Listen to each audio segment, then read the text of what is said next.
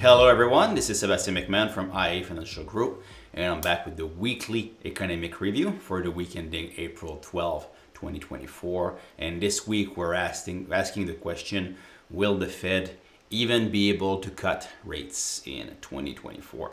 So the story of the week, of course, was the inflationary data in the US, much hotter than expected.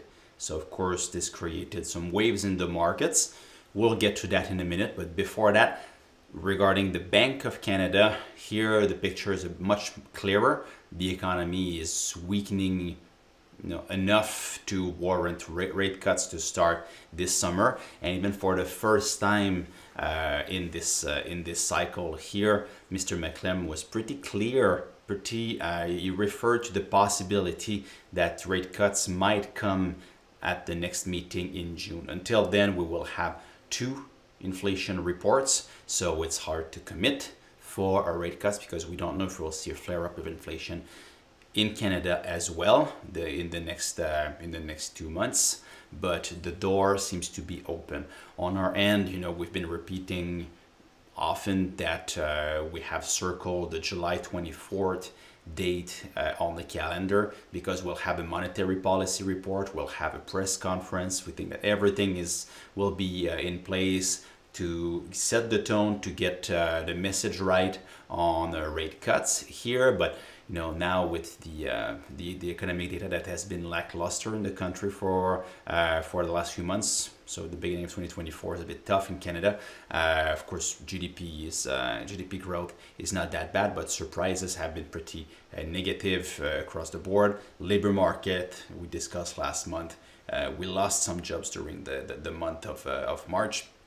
So all of these things taken together, the odds for June are rising for sure. So this summer, good news, rate cuts are coming here. But markets care more, of course, about the Fed, and the Fed, the picture is getting muddier. So let's start maybe with the returns on the week. As you can see on this on the table here, on top of the table, the bonds returns have been negative on the week again. The 10-year rate in the US crossed 4.5% on the back of this inflation report.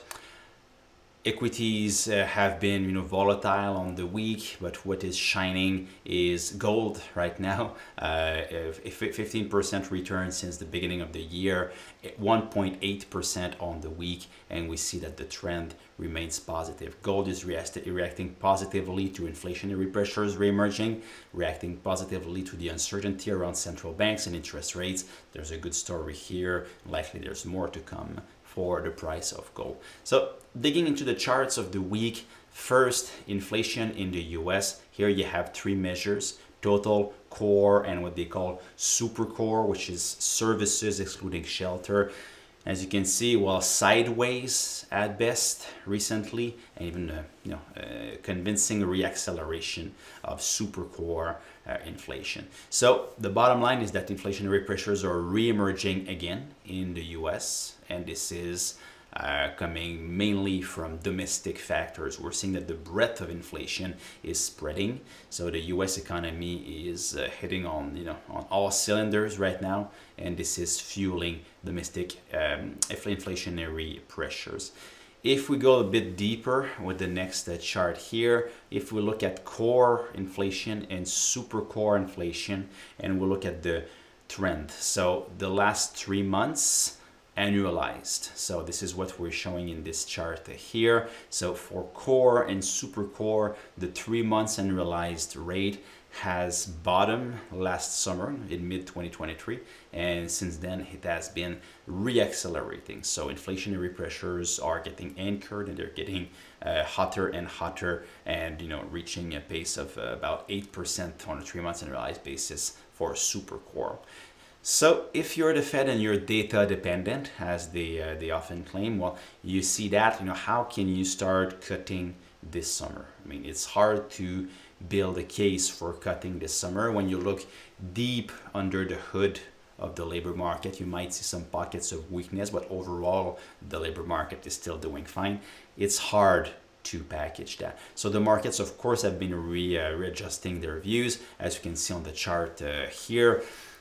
now the number of cuts that are priced in by the markets by the end of this year is about 2. So it's about 50 basis points of cuts that are priced by the market. The black line that you see here, this is the latest dot plot of the Fed, where they still had 3 cuts as the median scenario for the year. So the markets now are, no, they're not even believing the Fed that they can cut 3 times this year. They think it's less, but recently they didn't believe the Fed. They thought it would be more. So the market is really adjusting here. And if you look at the story of the past year or so on this chart here, you can see that last fall the market was pretty much in line with the views that we are seeing right now of 2 or 3 cuts in the year.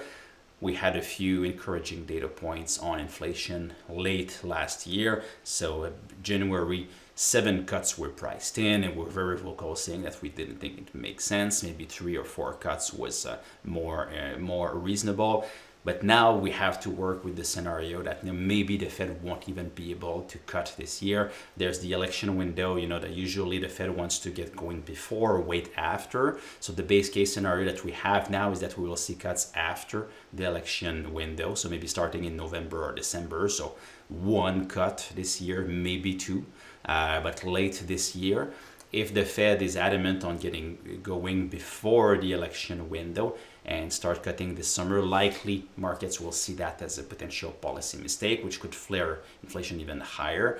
And of course, this would benefit gold again, because gold reacts, as I mentioned many times, to uncertainty on monetary policy, uncertainty on interest rates, on accelerating inflation, on possible policy mistakes. So there's multiple reasons here to like gold. So looking at this repricing here, pretty much going in line with our views and our strategy. We've been underweight fixed income, we've been overweight equities. Of course, equities could become vulnerable if interest rates rise enough. I mean, market rates, they rise enough on this reassessing of monetary policy, but we still think that the equities, with the rotation that we're seeing on the sector level, can get through this without any accident. Of course, there's always volatility, but without any accident. And we think commodities are a good place to be. Gold is a view that we have invested in the portfolio since late 2023. It's doing well, it should continue to do well, and commodities as a whole should also continue to be a good asset class to invest in for the rest of 2024.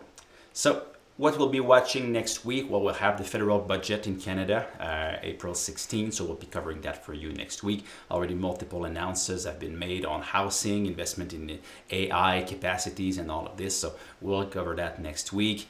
Housing starts, CPI inflation, so the inflation numbers are the most important data points now, so we'll be discussing that again with you. In the US, retail sales should be good, but housing across the board should be a little bit weaker.